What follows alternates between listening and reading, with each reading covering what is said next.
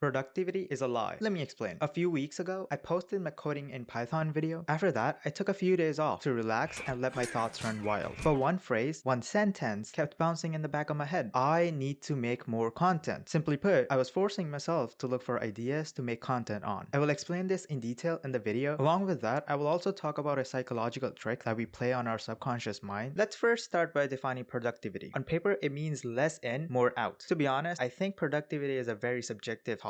Every person has their own definition of productivity, while the generic meaning applies to businesses, nations, or communities. Now, what happens when you actually feel unproductive? You might look for new hacks, aka new productivity tips. Whenever you come across something new, you might feel like maybe you were missing that, or you need to try something different. I'll give you a personal example. As I mentioned earlier that I was looking for ideas to make YouTube content on, I ended up watching a bunch of YouTube videos to find that one secret technique to find unlimited YouTube ideas. Turns out that I ended up in analysis paralysis rather than actually doing something. I kept consuming too much content, information, and knowledge without actually applying the concepts that I learned. Well, it's been 2 weeks since I made the last video. I was telling myself I need to push out more content rather than actually asking the question, what value do I have that I can give to my audience? Or in particular, what is that something that you can learn from me or my mistakes so you don't end up repeating them, or at least you know what to do when you make those mistakes.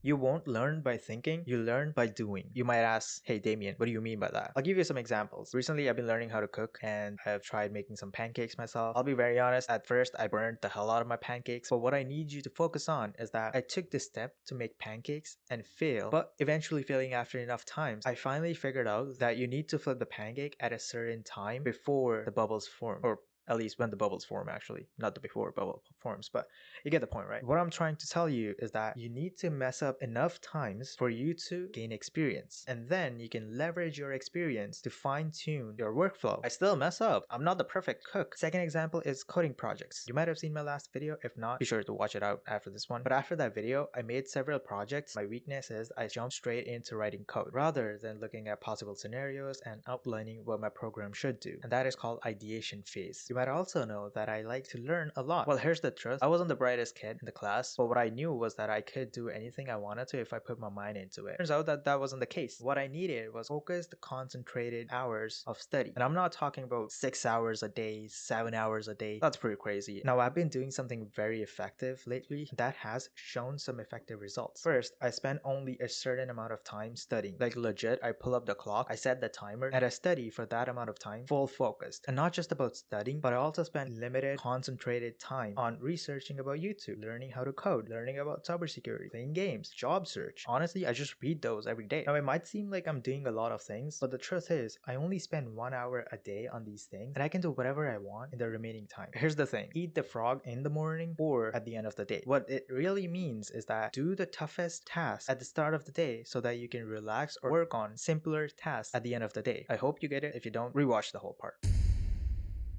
Victim language. I recently came across this on Instagram, but I think it's a really powerful psychological trick that we play on ourselves. Yet, we do it every day, every second even. Now, what do I mean when I say victim language? It's not as playing the victim. Your thoughts are making yourself the victim. For example, let's say you wanted to do something. Now, there are two phrases that you could use. First one, I'll try. Second one, I'll do it. Which one do you think has more impact on your subconscious mind? Obviously, if you look at it, I'll try has more impact on your brain than you think it is. Why? Because when you say you'll try, what you are doing is that you're telling yourself that you know you will fail, but you will still try, but you can't blame yourself because you said you will try. So what end up happening is that you send signals to your subconscious brain that you will fail and you can't blame yourself. Now, on the other hand, if you say I'll do it, sure, you might not do it today, you might not do it tomorrow, but eventually you'll do it. I'll do it is a more concrete statement than I'll try. For example, just like this video, I've been telling myself that I will make this video, I will make this video, I will make this video, and here we are. This video is on YouTube now. I wish is also the other phrase for victim language, which you tell yourself. You wish you had it, but you know you cannot, and you just don't do anything to get it.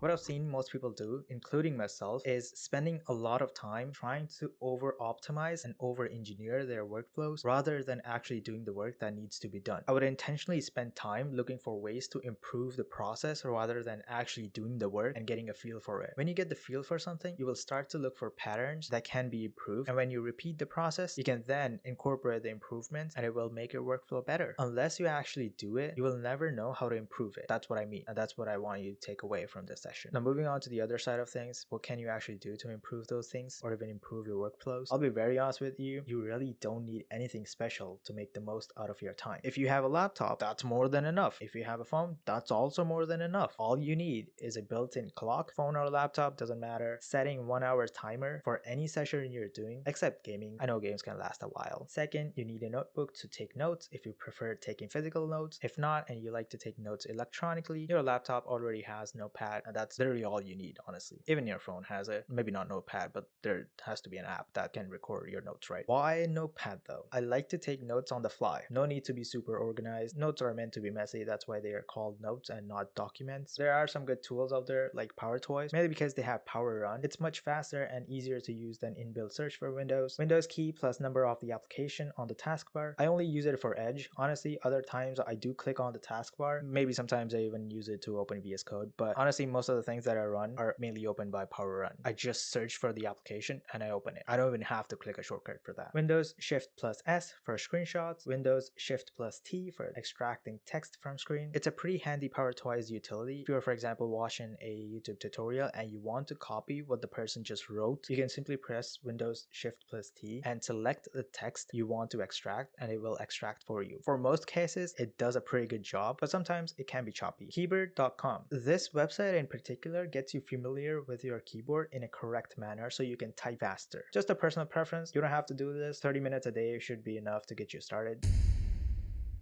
Now you might ask me, hey Damien, but how do I shift my mentality from waiting for motivation to actually building discipline? Instead of spending exceptional number of hours on a subject and trying to get better at it in one go, I divided that subject into small chunks and I decided to spend specific amount of time each day on that subject to get better. Sure, after 1 hour, I might feel like I can do more. I'll spin up one more an hour long session, but I do it in a way that I give myself ample time to relax and to shift my focus from relaxing to studying back. There are times that I wake up and I have no motivation at all to do anything, but during those times I remind myself, why am I even doing these things in the first place? Or simply just start doing the work anyways, and motivation aside, but I also end up building discipline. There are times that I try to learn something new, but I feel like I'm a dumb person. The reason being because I never knew those things. It was natural to feel that way. Many people gave up during this phase. For example, starting to learn Python made me realize that there might be many more people out there that are much better than me, leading to feeling demotivated. But I still did it, because if I never do it, I will never be able to know things, or at least get to the point where I see myself at. Now here's a challenge for you. What I want you to do, set up a 1 hour timer today, pick one thing, anything that you want to